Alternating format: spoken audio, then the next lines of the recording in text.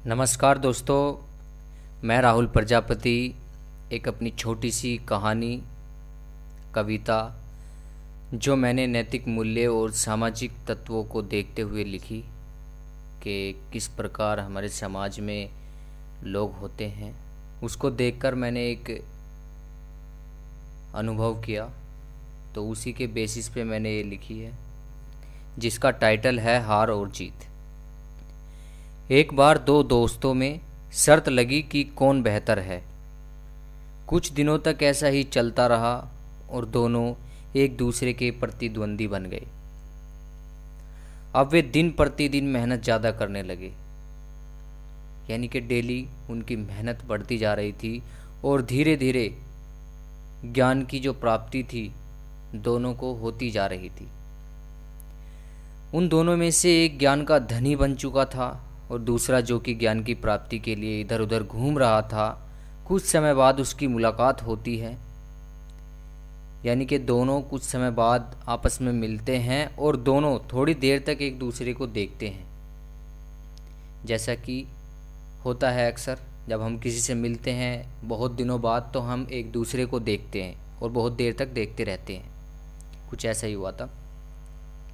अब बात यहाँ अटक गई कि ज्ञान की प्राप्ति तो दोनों को हो चुकी थी, लेकिन पता कैसे चलेगा कि कौन ज़्यादा ज्ञानी है। यानी कि वो आपस में देखना चाहते थे कि हम में से इंटेलिजेंट कौन है, कौन बेहतर है, कौन ज्ञानी है। तभी कुछ समय बाद एक महात्मा उन्हें मिलते हैं और वे दोनों अपने ज्ञान की बात करते हैं। तो महात्मा बोलते हैं कि मैं 2 दिन में बता सकता हूँ कि कौन ज़्यादा ज्ञानी है। उन्हें महात्मा मिलते हैं, महात्मा उनसे कहते हैं कि मैं 2 दिन के अंदर आपको बता दूंगा कि आप दोनों में से ज़्यादा कौन सा ज्ञानी है। अगली सुबह होती है, वो दोनों महात्मा के पास जाते हैं, पूछते हैं कि गुरुजी बताओ हम में से कौन बुद्धिमान है। महात्मा हंसते हुए दोनों दोस्तों को एक साथ बिठाकर बोलते हैं कि तुम दोनों को ज्ञान तो बहुत मिल गया, लेकिन आज के समय का ज्ञान प्राप्त करने में तुम असफल रहे। महात्मा उन्हें अपने पास बुलाते हैं, बैठाते हैं और हंसकर उन्हें जवाब देते हैं कि आप दोनों ने ज्ञान तो बहुत प्राप्त कर लिया, लेकिन जो आज का ज्ञान है, जो नवयुग आधुनिक युग का जो ज्ञान है, उसे प्राप्त करने में आप असफल रहे। अर्थात एक सामाजिक सोच है, वो यहाँ पर क्लियर करने की कोशिश करना चाहता हूँ। तो महात्मा उन्हें क्या जवाब देते हैं, सुनिए। क्योंकि तुम्हें अच्छे बुरे का ज्ञान बिल्कुल नहीं है, तो तुम दोनों खड़े होकर बोलो। वो कैसे गुरुजी?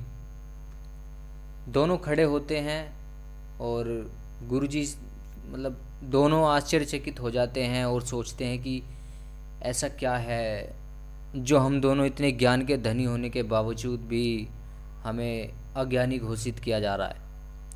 तो गुरुजी दोनों को बोलते हैं। गुरुजी तब वो महात्मा बोलते हैं कि जिस व्यक्ति से तुम अपने ज्ञान का आंकलन करवा रहे हो वो दिखावे का ही महात्मा है। असलियत यह है कि मुझे तो ज्ञान शब्द की भी परिभाषा नहीं पता। वो दोनों चौंक जाते हैं, आश्चर्यचकित हो जाते हैं और सोचते हैं कि गुरुजी हमें कैसे हमें बता पाएंगे कि हम में से कौन ज्ञानी है, क्योंकि गुरुजी को तो खुद ज्ञान की परिभाषा नहीं पता, ज्ञान शब्द की परिभाषा नहीं पता।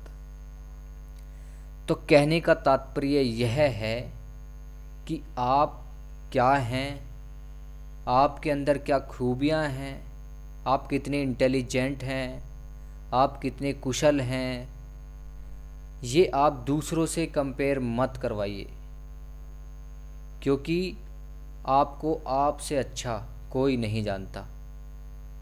जो आप कर सकते हैं, यकीन मानिए वो आप ही कर सकते हैं, आपसे अलग दूसरा कोई नहीं कर सकता।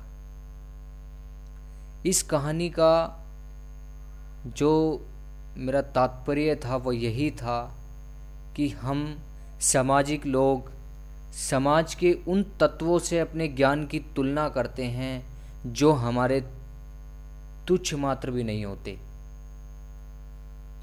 जिन्हें खुद ज्ञान शब्द की परिभाषा नहीं पता होती, हम उनसे अपने ज्ञान का आंकलन कर बैठते हैं। आज के समाज में हमें ये नहीं देखना चाहिए कि कौन ज्ञानी है, बल्कि हमें ये देखना चाहिए कि कौन कुशल है। धन्यवाद दोस्तों। अगर ये कविता आपको अच्छी लगती है तो दोस्तों इसे शेयर ज़रूर करें, अपने दोस्तों में, अपने रिश्तेदारों में, सगे संबंधियों में, अपने सोशल मीडिया पर आप इसे ज़रूर शेयर करें। Thank you so much.